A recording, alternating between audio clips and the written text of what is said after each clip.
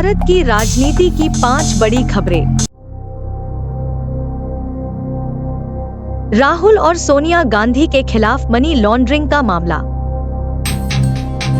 भारत की राजनीति एक बार फिर उथल-पुथल से गुजर रही है।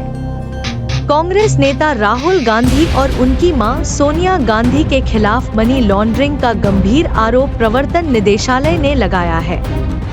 आरोप है कि उन्होंने नेशनल हेराल्ड अखबार की संपत्ति का इस्तेमाल कर लगभग 300 मिलियन अमेरिकी डॉलर की संपत्ति गैरकानूनी रूप से हासिल की है। कांग्रेस ने इस जांच को राजनीतिक प्रतिशोध बताया है। उसमें चोरी का भी है और एजेएल ने तो कोई कंप्लेंट नहीं किया, कंपनी तो कोई कंप्लेंट नहीं किया। पार्टी का कहना है कि इस मामले के पीछे बीजेपी सरकार की मंशा विपक्ष को दबाने की है। इस घटनाक्रम के बाद देश भर में कांग्रेस समर्थकों के बीच आक्रोश फैल गया है और कई जगहों पर विरोध प्रदर्शन भी हुए हैं।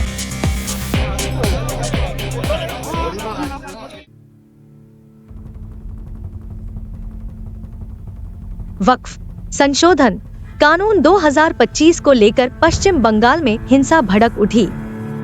हाल ही में पारित वक्फ संशोधन अधिनियम 2025 ने पश्चिम बंगाल की राजनीतिक फिजा में बड़ा हलचल मचा दिया है।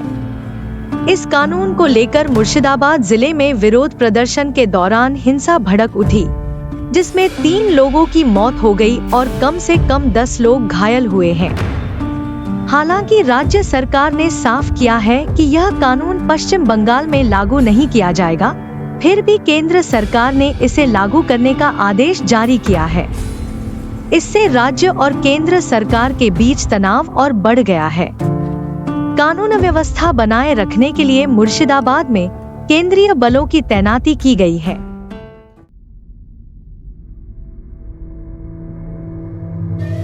अमेरिका के साथ व्यापार समझौते की पहल। भारत और अमेरिका अब भविष्य में एक विशाल व्यापारिक साझेदारी की दिशा में आगे बढ़ रहे हैं। दोनों देशों ने बातचीत शुरू कर दी है, जिसका लक्ष्य है 2030 तक द्विपक्षीय व्यापार को $500 बिलियन तक पहुंचाना। इस समझौते के तहत भारत अपनी टैरिफ नीति में बड़ी छूट देने पर विचार कर रहा है, जो पिछले कुछ वर्षों में सबसे बड़ी शुल्क छूट हो सकती है।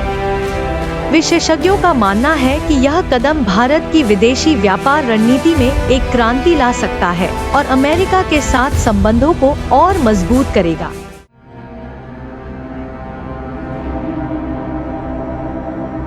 पंद्रह साल बाद बांग्लादेश और पाकिस्तान के बीच बातचीत की शुरुआत।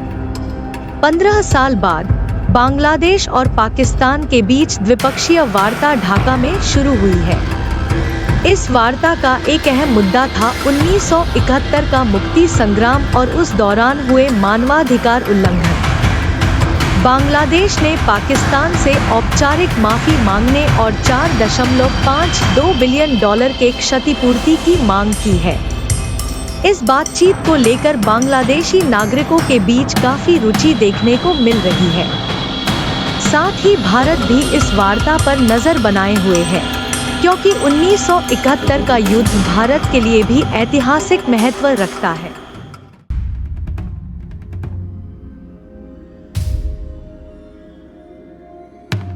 भारत का हथियार निर्यात बढ़ाना, रूस के प्रभाव को कम करने की पहल।